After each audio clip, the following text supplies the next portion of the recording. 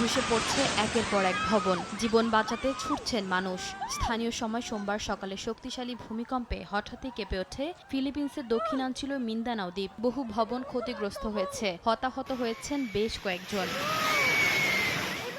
মার্কিন ভূতাত্ত্বিক জরিপ সংস্থা ইউএসজিএস জানিয়েছে ভূমিকম্পের মাত্রা ছিল 7.8। German research centre for geosciences জানায় ভূমিকম্পটির উৎপত্তি ভূপৃষ্ঠের প্রায় 10 কিলোমিটার গভীরে। সারাঙ্গানি প্রদেশের একটি স্কুলে সকালে পতাকা উত্তোলন অনুষ্ঠানের সময় অনুভূত হয় এই তীব্র কম্পন। ভয়ে ছোটাছুটি করেন শিশুরা। স্থানীয় পুলিশ প্রধান জানান, ঝাঁকুনিতে পুলিশ ভবনের দেয়ালে ফাটল দেখা দিয়েছে। আতঙ্কে অনেক মানুষ ভবন ছেড়ে বাইরে চলে আসেন। কেউ কেউ ভয় পেয়ে অসুস্থ হয়ে পড়েন। ভূমিকম্পের পর ফিলিপিন্স, ইন্দোনেশিয়া ও জাপান সহ কয়েকটি দেশ সুনামি সতর্কতা জারি করে। পরে পরিস্থিতি মূল্যায়নের পর অধিকাংশ এলাকায় সতর্কতা ধীরে ধীরে প্রত্যাহার করে নেওয়া হয়।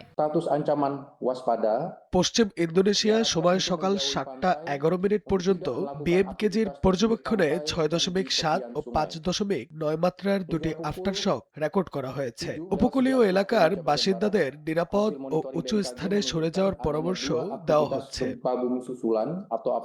ভূমিকম্পের ঝুঁকিতে থাকা বিশ্বের অন্যতম অঞ্চল হল ফিলিপিন্স ও ইন্দোনেশিয়া। দুই দেশেই রয়েছে প্যাসিফিক রিং অফ ফায়ারের অবস্থান, যার কারণে দেশ দুটি প্রায়ই শক্তিশালী ভূমিকম্পের ঝুঁকিতে থাকে।